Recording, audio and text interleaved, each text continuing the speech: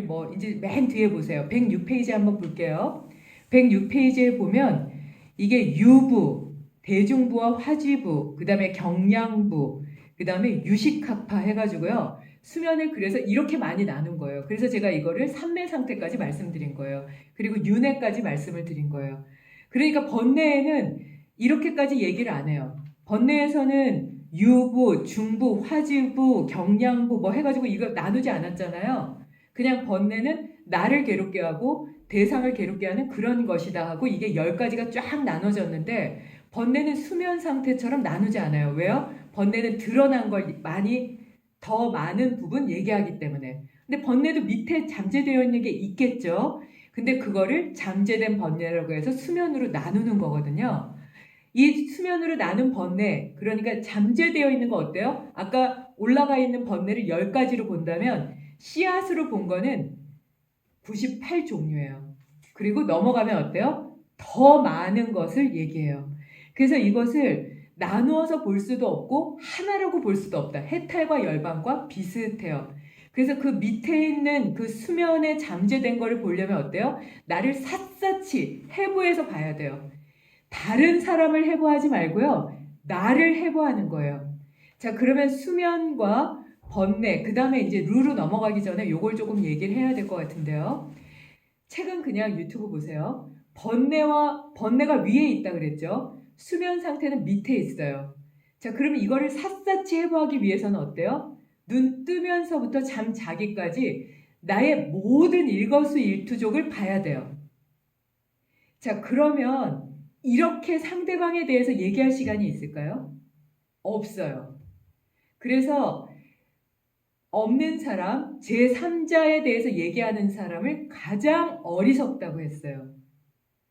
누군가에 대해서 이렇게 지적하고 누군가에 대해서 그냥 이렇게 가십거리로 얘기하고 그거는 이미 나를 안 본 상태예요. 그리고 내가 부족하다는 걸 많은 사람 앞에서 얘기하는 거라고 해요. 그러니까 바쁜 게 아니라는 게 나를 보기 위해서는 머리부터 발끝까지 뇌에서부터 부처님이 말씀하신 게 32개죠. 뇌 안쪽까지 말씀하셨잖아요. 담즙애까지 말씀하시고 위장까지 말씀하시고 대장 말씀하시고 관절과 그 안에 연결된 모든 것들을 말씀하신 게 32가지인데 제가 생식기가 빠졌어요. 기억하시죠? 근데 그 32가지의 움직임이 언제 움직이죠? 24시간 움직이죠.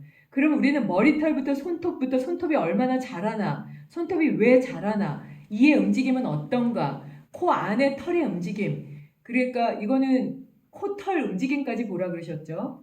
그러면 눈썹의 움직임까지 보라 그랬죠. 근데 그걸 보기 바쁜데 어떻게 타인의 움직임에 대해서 이렇다 저렇다 감히 얘기를 할 수 있겠어요? 그래서 들뜨는 거예요. 나 자신을 못 보고 있는 거예요. 그러니까 보여진 걸 내가 그냥 말한다? 어리석은 거예요. 무엇을 보고 있는지를 안 보는 거예요. 내가 눈에 무엇을 씌우고 있는지, 감각에 무엇을 잡고 있는지를 보게 되면 다른 사람을 보는 시각이 달라지게 돼요. 이게 잘못된 견해의 시발점이에요. 그래서 그래야 되는 거 아니야? 당연이라는 건 없다는 걸 알게 돼요. 그러면 이 잠재된 번뇌와 번뇌를 보게 되면 나를 보는 시간이 24시간이 부족하기 때문에 성철 스님이 뭐라 그러셨어요? 나 보러 오는 시간에 그냥 3000배 하라고. 나 보러 오는 시간에 라고 말씀하신 건 어떤 의미이실 것 같아요? 나는 성철 스님한테 가서 이걸 풀어야지 하는 그 기대는 시간은 이미 보나요? 나에 대해서?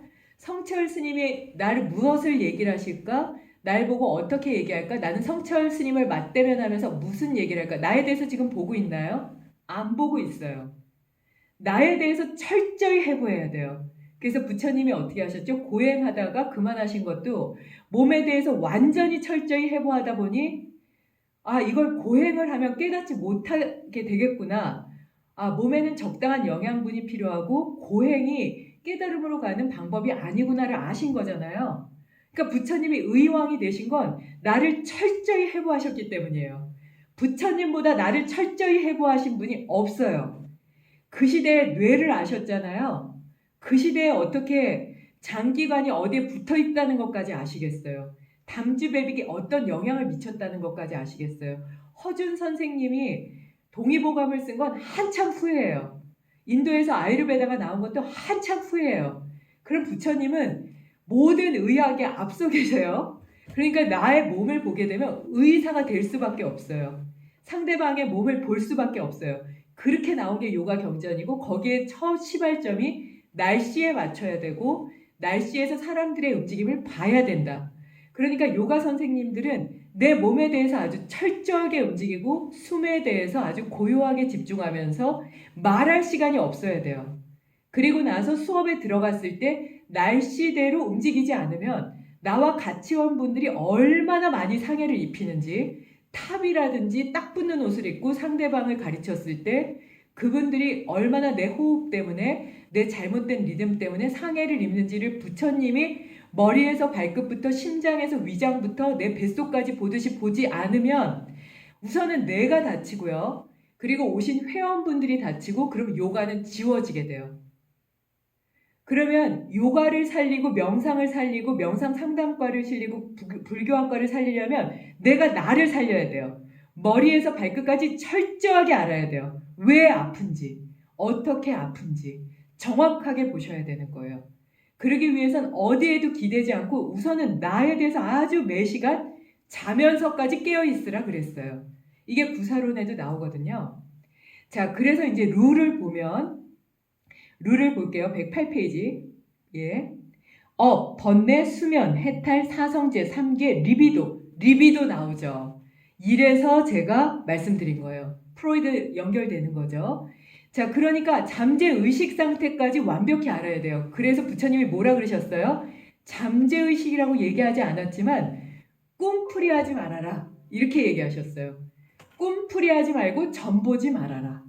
이게 뭐예요? 꿈이라는 건 잠재 의식 속에 이게 있는 거를 내가 풀이해보고 싶은 거예요. 그거 하는 동안 뭐예요? 나에 대해서 안 봐요. 앞날에 대해서 걱정해요. 유신견이죠. 예, 그래서 이게 루라는 건 번뇌, 수면, 그게 이제 해탈이 들어가요. 여기에서 벗어나면 속박에서 벗어나니까 해탈로 들어가는 게 되는 거죠. 사성제는 이거는 괴로움을 없애는 아주 유일한 방법이고 가장 지혜롭고 가장 빠른 방법이 되기 때문에 사성제가 나오죠. 자, 그러면 루라는 건 불교뿐 아니라 자이나교 이것도 다 읽어드렸어요. 안 되는 산스크리트어 발음까지 다 읽어드렸어요. 그러니까 유튜브 보세요. 나쁜 것의 유입 또는 대상에 관한 번뇌의 활동을 의미한다. 자, 루라는 건 그러니까 어때요? 흘러 들어간다.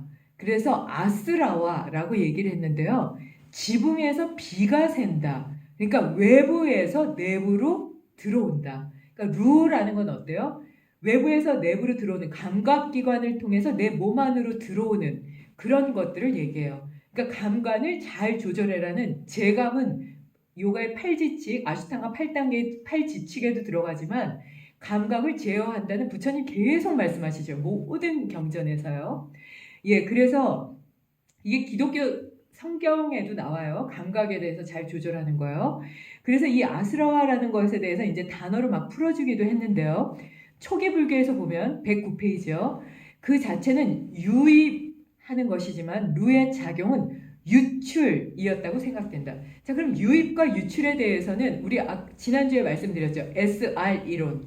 이거 유튜브에도 말씀드렸어요. 스티뮬레이션 하면 리액션 한다 또는 스티뮬레이트 하면 그리고 나서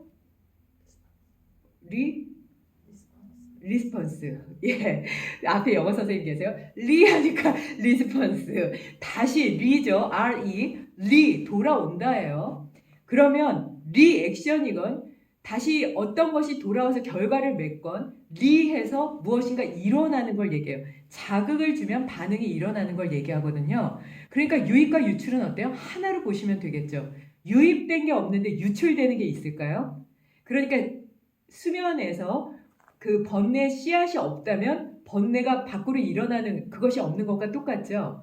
유입과 유출은 움직임은 다르지만 원인이 있어서 결과가 있다는 그 말씀과 똑같아요. 이걸 조금 더 확산하면 어떻게 돼요? 화엄에서 얘기하는 인드라만과 연결이 또 될 수가 있고요. 서양에서 얘기하는 나비 효과와도 또 연결이 될 수가 있어요. 그러니까 유입과 유출을 그것만으로 보시지 말고 그러면 이게 물리학에서 보면 어때요? 파동과 움직임으로 또 볼 수 있거든요. 그러니까 이게 전체적으로 유입과 유출, 그거 단어로만 딱 보실 게 아니라 전체적으로 보게 되면 이건 아주 큰 폭으로 볼 수가 있잖아요. 그래서 이거를 견루라고 얘기해서 사루, 그래서 이게 이제 뭐 몇 가지가 나온다 해서 이제 욕망과 있다라는 그 109페이지에 보면 이 루에 대해서 설명을 하고 있어요. 그러니까 들어온 게 없으면 나갈 게 없다. 반대로 내가 받아들이는 것에 문제다. 그래서 오늘 앞에 막 계속 반복하듯이 설명드렸죠. 유신견이 있고 아까 뭐라 했어요? 하도 얘기해서 개금치견. 예, 개금치견이요. 그 다음에 욕구, 욕망, 이거에 대해서 막 말씀을 드렸잖아요. 그래서 이 부분과 다 연결이 돼요. 그래서 요 속박, 번뇌, 수면, 루는 떼어서 생각할 수가 없어요. 그래서 이거를 수행하는데 기본이 되셔야 될 것 같아요. 그래서 요가 수행을 하시건 또는 그 명상 수행을 하시건 이게 이제 조금 기본이 돼서 나를 바라보는 그런 좀 하나의 동기가 좀 되셨으면 좋겠거든요. 그래서 여기서 이제 보시면 수면과 번뇌 같은 경우에 우선은 이제 가소성에 대해서도 얘기를 하고 루 같은 경우에는 세계관도 연결이 되니까 이게 이제 수면 상태는 뇌과학과 연결해서 보시면 좋고요. 루 같은 경우에는 유입되고 유출되는 게 그냥 이 단순한 것도 있지만 크게 보시라는 게 세계관과도 볼 수가 있거든요. 그래서 어떤 세계관으로 어떻게 보느냐에 따라서 무엇을 받아들이고 무엇을 이게 유출하느냐도 연결되니까 그렇게 같이 보시면 될 것 같아요. 자, 그러면 뭐랑 연결되죠? 5개랑 연결이 돼요. 그래서 우리가 제일 처음에 110페이지 5개를 처음에 했던 이유예요. 그래서 5개에는 꼭 뭐가 들어가죠? 들뜸, 감각적 욕망이 기본이 되고요. 그 다음에 적의적인 거, 공격적인 걸 얘기를 하죠. 게으름, 혼침, 들뜸, 후회 뭐 이렇게 나오는데요. 이것과 함께 보시면 될 것 같고요. 자, 그럼 이제 다음 주에 보실 거 조금 다시 한번 정리해 볼게요. 336페이지, 이거 이제 내용이 아주 재밌을 것 같아요. 336페이지 참괴로 갑니다. 참괴 가보세요. 자, 이게 이제 부끄러울 참, 부끄러울 괴로 넘어가게 되고요. 그 다음에 339 참회 해서 이게 반성하고 성찰하는 것, 후회하는 것 이걸 나눴는데요. 참의 목적이 뭐죠? 참회는 청정함이 목적이에요. 이게 조금 헷갈리실까봐 미리 팁을 드릴게요. 참회하는 건 청정함이 목적이고요. 그럼 반성도 똑같을까요? 참회랑? 왜 단어가 다르죠? 반성은 성찰하는 거예요. 나를 다시 되돌아보는 거예요. 그럼 후회는 우리 비슷할 것 같은데 후회는 왜 다르죠? 후회는 뭐가 기반이 될까요? 성냄이 기반이 돼요. 이건 자만심이 기본이 돼요. 완벽주의랑요. 그래서 참회와 반성과 후회에 대해서 한번 찾아보세요. 나는 어느 쪽을 많이 보고 있는가. 그래서 모든 그 종교서에 보면 참회합니다는 있지만 반성합니다는 없어요. 반성은 언제예요? 선생님이 너 잘못했으니까 너 반성문 써와. 이럴 때 반성문 쓰죠.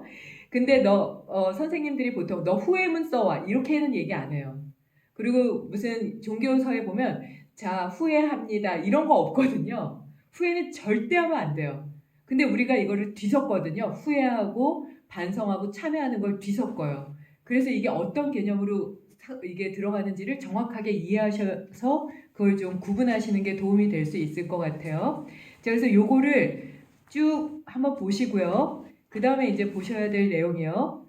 579페이지는 계속 읽고 계셔야 돼요. 그래야지 이게 이제 이해가 될 것 같아요. 자, 634페이지. 634페이지 한번 보실까요? 프로세스 지향 심리학. 제가 이제 계속 심리학을 무시하는 건 아니고 이분들이 내준 내용은 정말 고맙고 배울 점이 많습니다. 말씀드리면서 왜 자꾸 그 불교 심리학을 요가 심리학과도 연결하고 하는지를 보면 심리학의 마지막 그 성향에 대해서 이분이 이제 정리하고 계신데 634페이지 이건 이분의 성향이 아니라 대부분의 심리학 공부하신 분들은 이미 아실 거예요. 프로세스 지향 심리학을 보면 이게 왜 불교 쪽으로 프로세스가 되고 있는지에 대해서 636페이지에 보면 정확하게 나와요. 그리고 왜 자꾸 도덕경에 대해서 말씀을 드리나를 보면 여기에서도 도덕경에 대해서도 이제 만들이 얘기한 게 나오거든요. 그리고 왜 불교 얘기하고 심리학 얘기를 하면서 자꾸 물리학 얘기해? 양자 물리학이 세계관을 보는 아주 좋은 방법이 돼요. 근데 양자 물리학을 같이 하셨던 그 과학자분들이 이게 맞다 아니다 뭐 이런 측면을 많이 얘기를 하지만 이게 실질적으로 수행하시는 분들의 세계관에는 큰 도움이 될 수 있으니까 한 번쯤은 고민해 보실 필요가 있을 것 같거든요. 관심 있는 분들은 물리학 책을 좀 보셔도 도움이 되실 수 있을 것 같아요. 자, 그래서 이렇게 이제 지금처럼 계속 제가 이제 말씀은 드릴 텐데요. 중간중간 제가 말씀드리지 않아도요. 조금 이게 관심이 있다 이런 걸 좀 읽어보시면 좋을 것 같고요. 자, 이제 거기에서 제가 읽어드린 것 중에 심리학의 역사 잠깐만 이거를 조금 정리하면 시간이 좀 많지 않지만 시간이 끝날 것 같아요. 심리학의 역사를 나는 심리학 공부 전혀 안 했는데 하는 분들은 핵심만 싹 정리해 드릴게요. 심리학이 어디서 나왔죠? 철학에서 나왔죠. 그래서 이게 처음에는 과학화된 건 아니었어요. 그래서 심리학 하신 분들이 보통은 철학에 대해서 굉장히 그 관점이 넓으세요. 지식이 굉장히 폭이 넓죠. 그래서 이제 분투가 실험 심리학을 만들었습니다. 그 다음에 나온 게 브렌타노의 작용 심리학.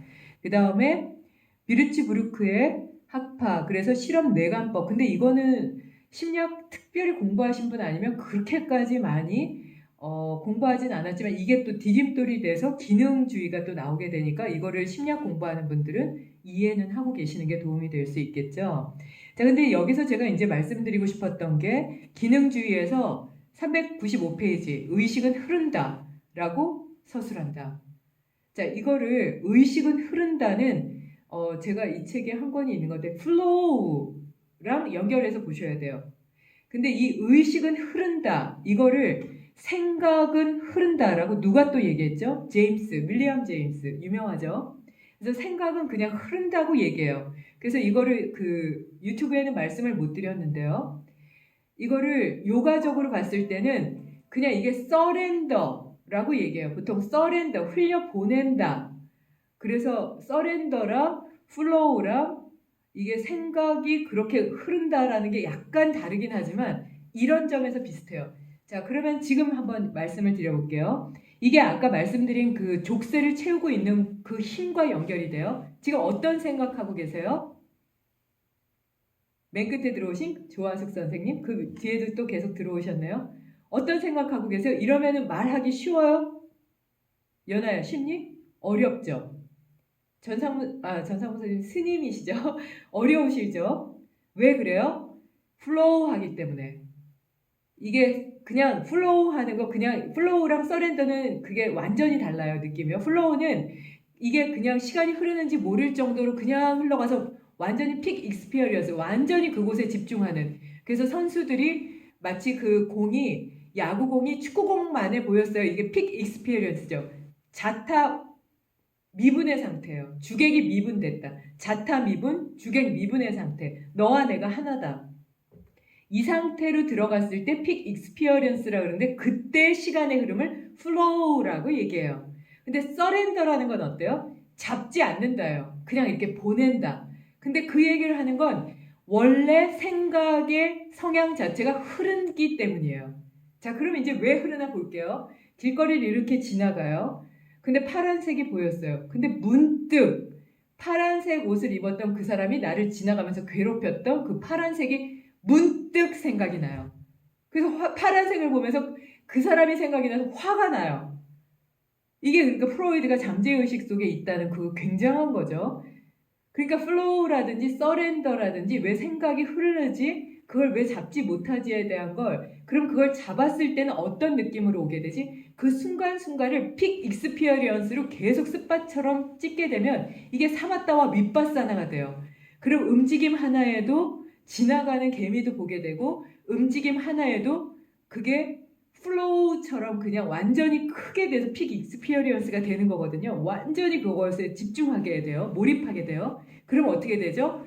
죽어 있다고 생각했던 또는 이게 내가 지금 무릎이 어떤지 종아리가 어떤지 그 느낌이 없다가 마치 살아있는 것처럼 라이브드 바디를 본다. 그래서 후설의 현상학과 메를러 뽕티의 몸의 그 현상학을 보세요 이랬던 게 살아있는 것처럼 느껴지는 거예요. 숨을 그냥 쉴 때는 잘 모르다가 크게 쉬면 어때요? 내가 살아있구나 이렇게 느낄 때 우리 보통 어때요? 살았다. 어딘가에 갇혀 있다가 정말 숨을 못 쉴 순간에 물에 빠졌어요. 근데 이게 숨을 쉴 수 있는 상태가 됐어요. 그래서 쉬면 어때요? 아, 내가 살아있구나. 이게 라이브드 바디로 보는 거예요. 그럼 그 살아있다는 거, 숨 쉬는 걸 어때요? 크게 확대해서 보죠. 완전히 숨 쉬는 거에만 집중하죠.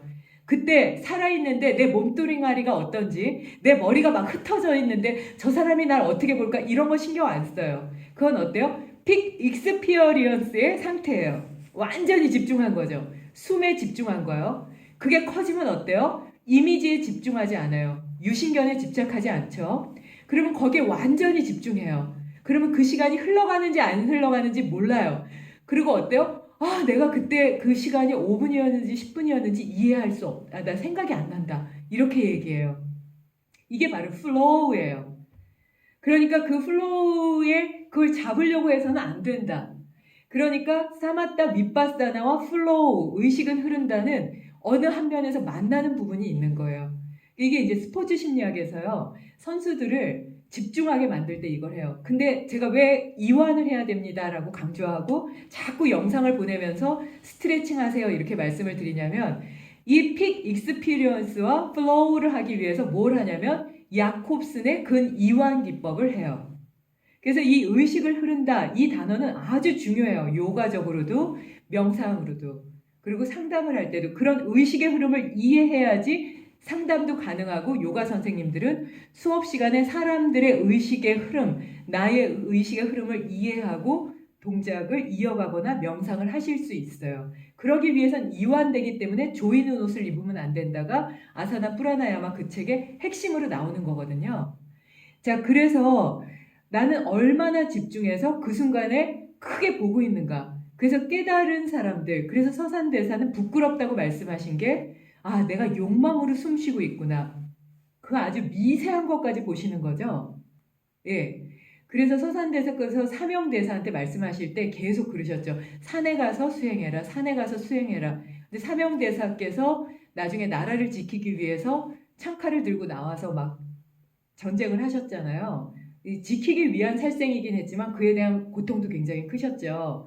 서산대사께서 그것까지 크게 보고 말씀하신 건 아닌가 하는 그런 관점까지 보기 위해서는 이렇게 깊게 보고 더 깊게 봐서 완전히 확장해서 보게 되면 이것은 의식의 유희나 빠빤차라는 그 의식의 노름에서도 벗어날 수 있게 되는 거죠. 그래서 의식이 흐른다는 그 의미를 정확하게 알면 그 흐르는 그 지점까지 찰나 생멸하는 0.013초까지 보게 되면 내 몸에서 원하는 음식은 먹게 되고 원하지 않는 음식은 밀어내게 되고, 내가 지금 들떠있기 때문에 가만히 앉아서 명상해야 되겠구나. 내가 지금 이런 말을 하면 다음에 오는 게 얼마나 큰 사고인지 알기 때문에 입을 닫아버린다거나, 아, 상대방을 봤을 때 이 정도면 정말 고통스럽고 힘들 텐데 열심히 한다 그러면 감사하다고 얘기하고 죄송하다고 얘기하게 되는 그 지혜로움으로 들어가게 되거든요. 그래서 이 의식은 흐른다라는 건 나를 아주 점처럼 나누어서 그 세포까지 보게 되기 때문에 아주 중요한 부분과 연결된다고 보고요. 그 이후에 나오는 정신분석과 심리학, 심층 심리학은 그것과 또 연결이 되죠. 그래서 게슈탈트 학파를 522페이지에 있으니까 한번 보시고요. 행동주의가 페이지 415에 있으니까 같이 보시면 돼요. 여기 SR 이론이 또 나와요. 그리고 신행동주의가 행동주의에서 더 확장돼서 나오기 시작하죠. 그래서 행동을 보면서 이제 사람들을 조금 더 이해하기 위해서 노력하는 그런 학파들이 나오는데요. 그걸 다 넘어선 게 바로 인지심리학이에요. 자, 이게 이제 핵심입니다. 인지심리학이 1970년대에 나와요. 그러면 부처님은 언제부터 인지하라 그랬죠? 벌써 그 오래된 몇천 년 전부터 오감을 보고 오온의 상태, 색수상행시까지 감각을 넘어선 느낌부터 다 인지하라 그러셨잖아요. 그러니까 완전 천재신 거죠. 그래서 인지심리학이 나와서 그것을 체계화시켜줬기 때문에 이 인지심리학과 현대 수행을 맞물리게 되면 우리가 조금 덤덤하고 잘 못 보는, 지금 말씀드린 그렇게 픽 익스피어리언스의 상태, 매 초 시간으로 보지 않으면 못 보는, 그리고 생명을 죽인 음식을 느끼고 그걸 즐길 만큼의 어두운 욕망으로 들어간 상태에서는 도저히 볼 수 없는 것도 테크닉의 한 방법으로 볼 수 있게 해주는 아주 작은 한 파트가 인지심리학이에요. 그래서 어떻게 인지하고 있느냐를 보게 되면 그게 다시 또 윗바사나 사마타로 들어가게 되죠.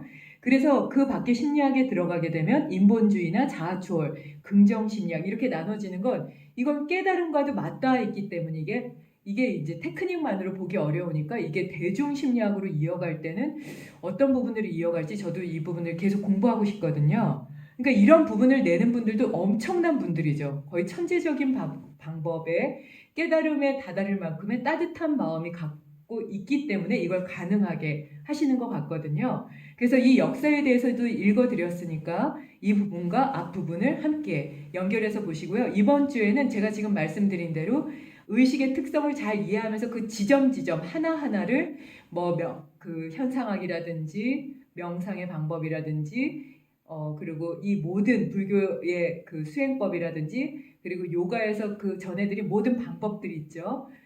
그것들을 합해서 일주일 내내 나는 무엇을 하고 있고 어떻게 움직이고 있고 무엇을 말하고 있고 무엇을 드시고 있는지 그거를 잘 정리해 보셨으면 좋겠어요. 써서 저한테 보내셔도 좋지만 혼자 그냥 갖고 계셔도 좋을 만한 그런 내용이 아닌가 싶어요. 예. 그러면 이제 다음 주에 뭐가 재밌으시죠? 전상문 씨? 전상문 선생님?